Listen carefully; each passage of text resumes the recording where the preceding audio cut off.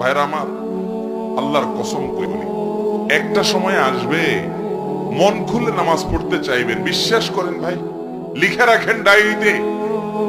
আপনাকে যদি আল্লাহ হায়াতে বাঁচিয়ে রাখেন, যুবক ভাইয়েরা, তরুণ ভাইয়েরা, একটা বয়স আসবে মনে চাইবে একটু রবকে মন খুলে সেজদা দেই, একটু লম্বা করে রুকু করি।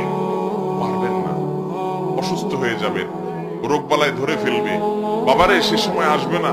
বৃদ্ধ মুরব্বীদেরকে, চাচাদেরকে জিজ্ঞাসা করেন, চাইলেও অজু ধরে রাখতে পারে না, নামাজ পড়তে পারে না, চাইলেও পারে না। একটা সময় আসবে চাইবেন, পারবেন না। নামাজটাকে সুন্দর করেন, সময় মতো পড়েন, অনেক রাকাত নামাজ পড়বেন, নফল নামাজ পড়বেন। এটার চেয়ে উত্তম হলো ফরজটা পড়লেন, মূল সুন্নত গুলাই পড়লেন, কিন্তু ধীরস্থিরতার সাথে পড়লেন। 10 রাকাত তাড়াহুড়ো করে পড়ার চাইতে 2 রাকাত আস্তে আস্তে পড়া অনেক বেশি